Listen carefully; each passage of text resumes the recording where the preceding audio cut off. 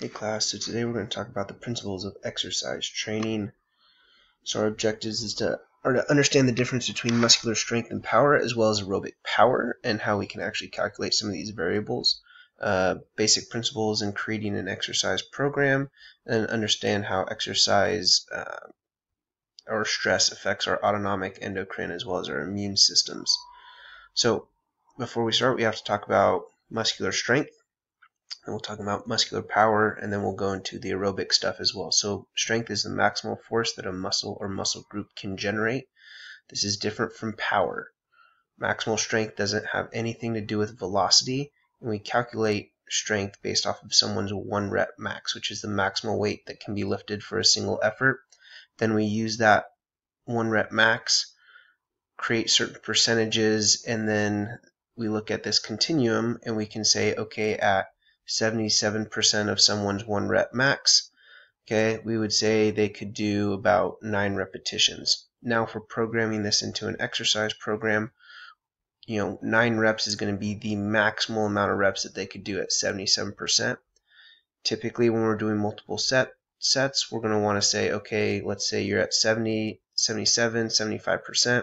I'm going to have you somewhere around the 6 to 8 rep range because you're going to be doing multiple sets. There's no way we can have you doing maximal effort reps for multiple sets. It would just get very fatiguing. So my question for you guys is to figure out, okay, what someone's 75% of their 1 RM if they're going to squat it 10 times. You guys can do that math. Here's our 1 RM testing protocol. Think of it, to keep this nice and simple and straightforward, is pretty much start with a bar or something really light. It's a set of 10. Throw some weight on. Again, this is roughly about maybe 50% of their max. They're doing another set of 8 to 10. Now we jump up to about 70-75%. They're going to do a set of 5. Jump up to about 85 or so, a set of 2, and then hit maybe a set of 1 at 95 to 100%, and you start their 1 RM testing where they're getting 2 to 4 minutes of rest, and they're going to be they get about 6 attempts to hit their 1 RM. Now, muscular power, we see that it is force times velocity. And what we're finding is that power actually might be more important than strength for many activities. You gotta think, if you're swinging a bat, you're kicking a soccer ball, okay, if you're jumping up for a rebound, that's a powerful movement. It's not necessarily just strength movement. However, we do still need to have strength, right? Because it's force, okay, and velocity. So we want to obviously have a base of strength, but be able to have high contractile velocities. And what they're actually finding is that power training or doing some type of plyos or just high velocity contractions in older adults is actually a little bit more beneficial for their functionality than just traditional strength training. So if we're going to measure strength and power, we have an isokinetic dynamometer.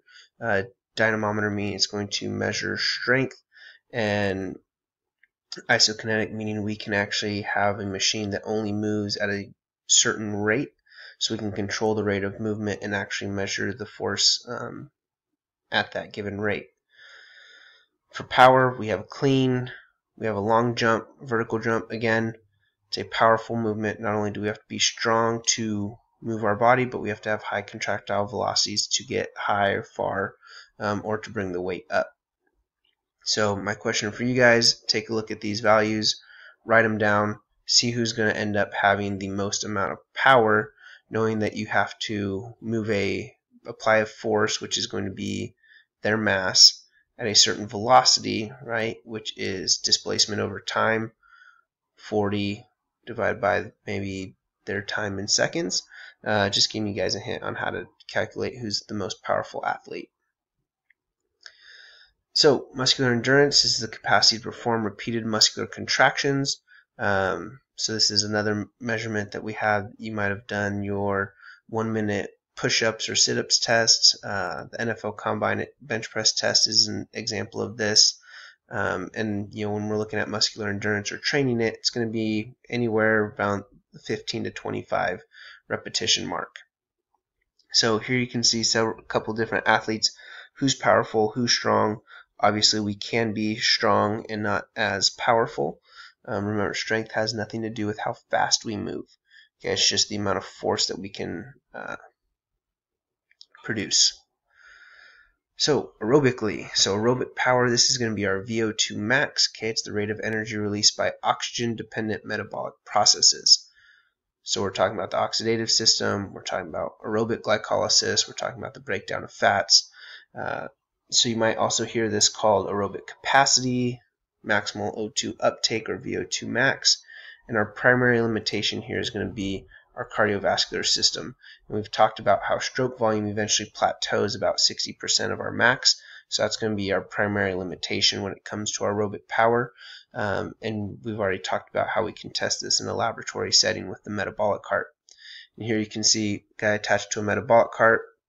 We can do field tests in terms of looking at someone's distance that they ran in 12 minutes, what their speed is for maybe a 1.5 or 2 mile run, and we can actually now, we have normative data that says, okay, your VO2 max is approximately this. Now, anaerobic power. So we're talking about measuring creatine phosphate in anaerobic glycolytic systems.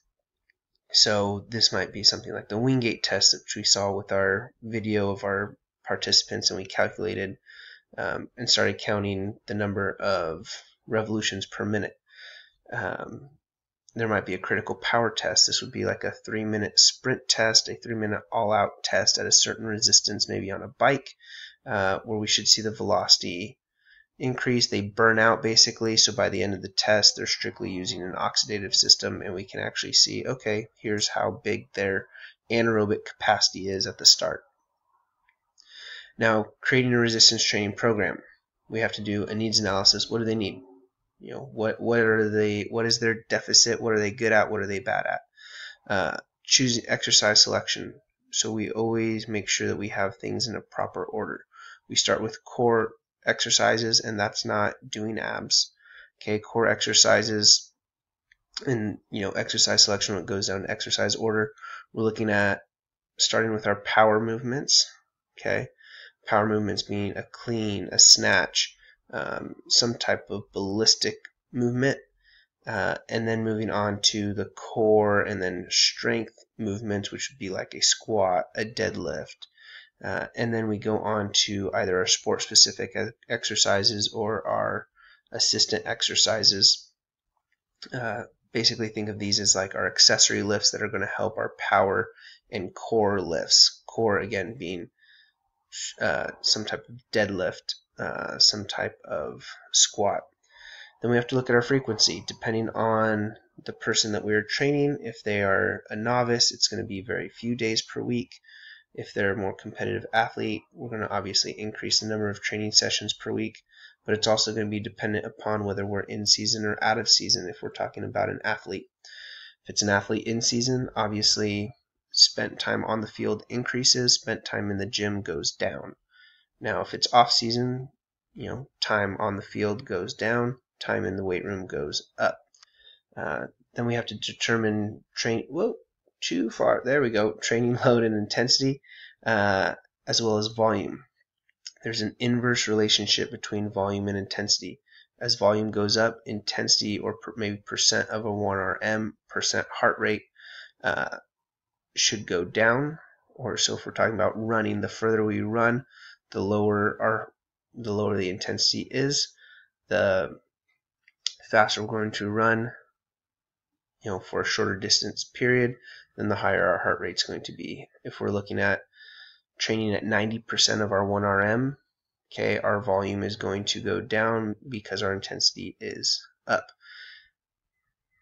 Volume is going to be dependent upon the number of reps that you can complete as well for resistance training. So you have to think at 90% of someone's 1RM, it's physically impossible to do a set of 8 reps, right? Just like it's physically impossible to run 20 miles at 95% of your heart rate max. It's not sustainable. It's not feasible.